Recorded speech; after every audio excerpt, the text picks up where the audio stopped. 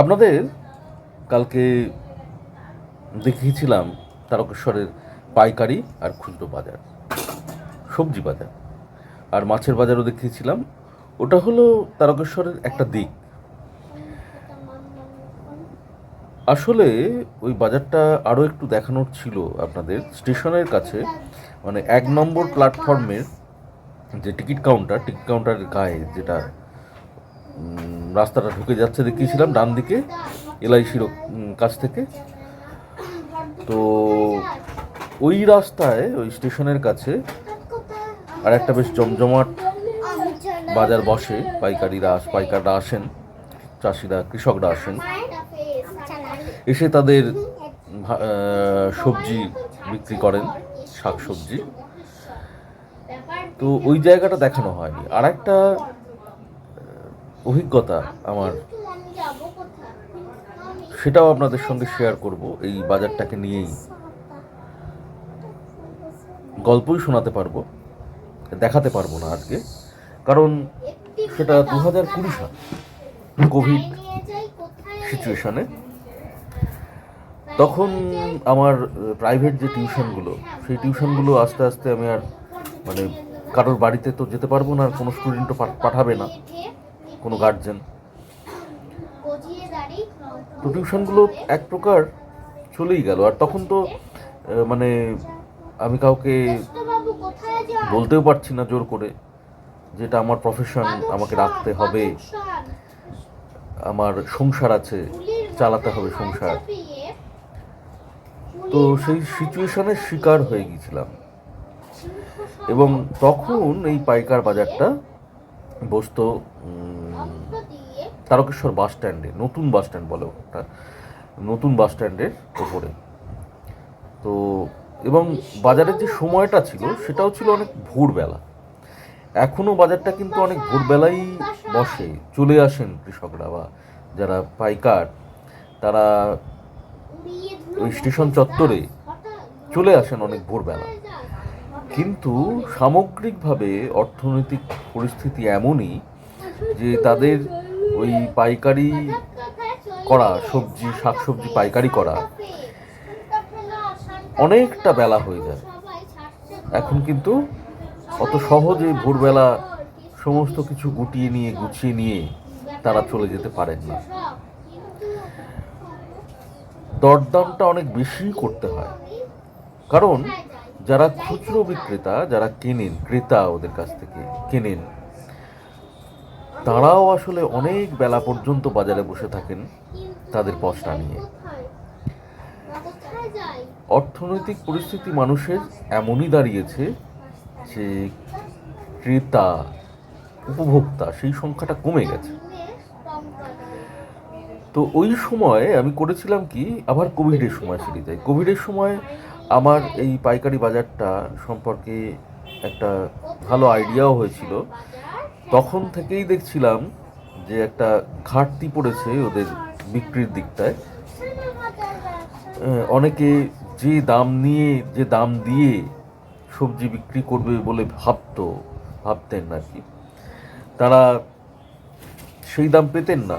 ফলে অনেক দূর থেকে এসে তাদের তখনই প্রায় আটকে থাকতে হতো। ওই বাজারটা হয়তো শেষ হয়ে যাওয়ার কথা, মানে সমস্ত গুছিয়ে নিয়ে চলে যাওয়ার কথা, কিন্তু সেটা হতো না। তো সেই সময় দেখেছি ওখানে শেওড়াফুলি, হাওড়া, এই সমস্ত বাজারের জন্য বা আরও বড় বড় বাজারের জন্য একদম সেই ছোট ছোট গাড়ি, যেগুলো, হ্যাঁ, ছোট ছোট, ওই কি বলবো ওগুলোকে, ছোট হাতি বলে লোকাল ভাষায়। তো ওই গাড়িগুলো চলে আসতো, এসে ওই ফ্রেশ জিনিসপত্র ওই গাড়িতে লোড হতো, লোড হয়ে দাঁড়িয়ে থাকতো, আস্তে আস্তে লোড হয়ে তারপর তারা বেরিয়ে যেত। আর ওই সময় লোকে চাও বিক্রি করতো, মানে যারা চা বিক্রেতা ছিল, নয় আদৌ চা বিক্রেতা নয়, তারা ওই বাজারের মধ্যে চা নিয়ে করতো। আমার অভিজ্ঞতার কারণ, আমার ওই বাজারটা সম্পর্কে জানার কারণ হলো আমার প্রাইভেট টিউশনগুলো সব চলে গেল। তো তো আমি সংসার চালানোর তাগিদে তখন বেকারির সঙ্গে যোগাযোগ করলাম। বেকারির বিস্কুট, পাউরুটি এইসব বেকারির থেকে নিয়ে ব্যাগ ভর্তি করে নিয়ে আমি ভোরবেলা, সেই গ্রীষ্ম বর্ষা যাই হোক না কেন, আমি চলে যেতাম ওই পাইকারি বাজারে। পাইকারি বাজারে 5:30 5:30 থেকে ভোরবেলা, বা তারও আগে হয়তো কোনো দিন গেছি, ঘুরে ঘুরে ঘুরে ঘুরে ওই সব বিস্কুট এবং পাউরুটি এসব বিক্রি করতাম। বিক্রি হতো, তবে মনোপুত হতো না। মনোপুত হতো না এই কারণে, সেই একই ব্যাপার, ক্রেতার সংখ্যা অনেক কম ছিল। কারণ যারা কিনবেন তারাও তো বিক্রেতা, তাদের কাছেও ক্রেতার সংখ্যা কম। ফলে তারা যে এক প্যাকেট বিস্কুট কিনে নিয়ে যাবেন বাড়িতে, বা একটা পাউরুটি, যার যেরকম পরিবার, সেই ক্ষমতাটাও আস্তে আস্তে চলে যাচ্ছিল। কারণ পুঁজিতে হাত পড়ে গিয়েছিল অ্যাকচুয়ালি ব্যবসাদারদেরও। তো যাই হোক, তবে বেশ মজা লাগতো। অনেকের সঙ্গে অনেক রকম কথা হতো, সেই সব কথাগুলো শেয়ার করতে পারছি না। সেই সময় থেকে যদি আপনাদের সঙ্গে চলে আসতাম, তাহলে হয়তো কথাগুলো পুরোপুরি শেয়ার করা যেত, বলতে পারতাম আপনাদের। এখন সব মনেও নেই।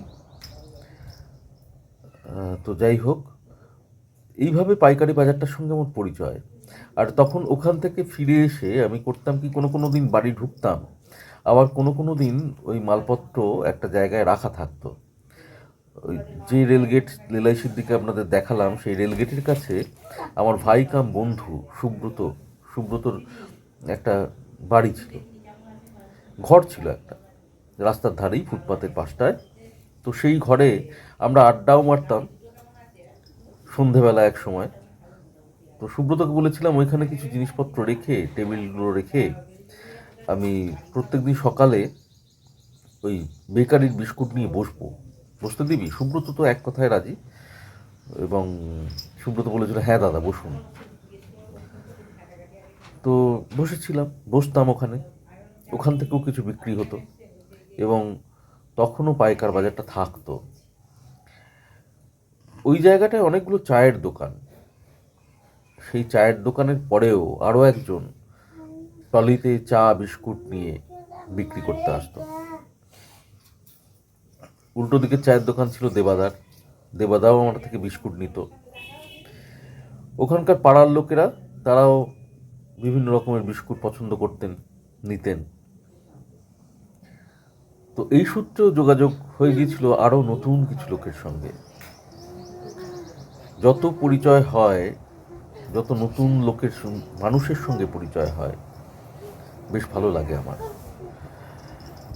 তো সেই কারণে এই প্রফেশনটাকে ভালো লাগতো। তারপর আস্তে আস্তে এই দেখলাম বেকারি বিস্কুট বিক্রি করার সংখ্যা, মানে বিক্রেতার সংখ্যা অনেক বেড়ে গেল।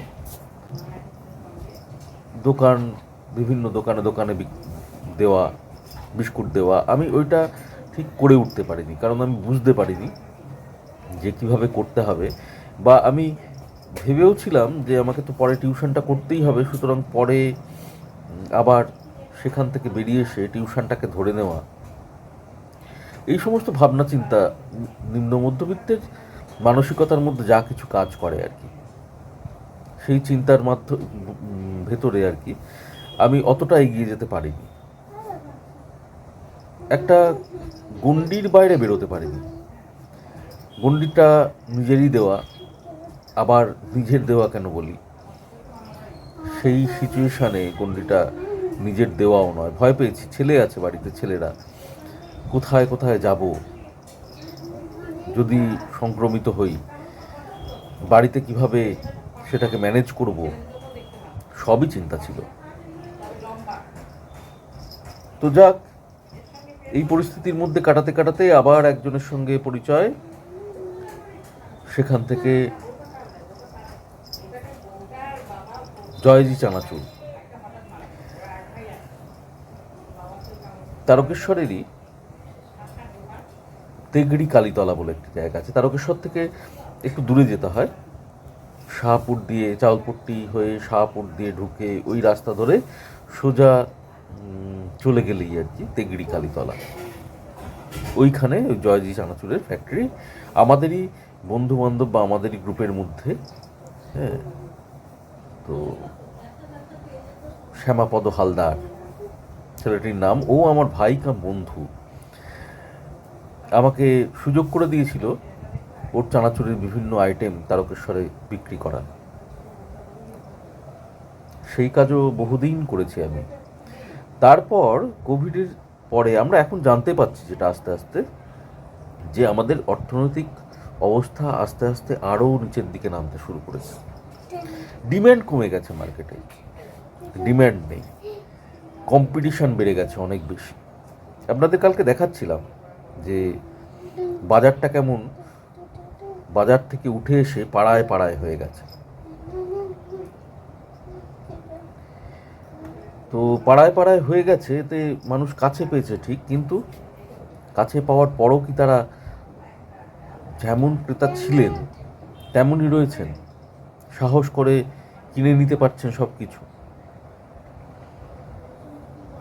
জানি না আপনাদের কি মতামত, আমার দেখা অনুযায়ী তো আমি কথাগুলো বলছি না।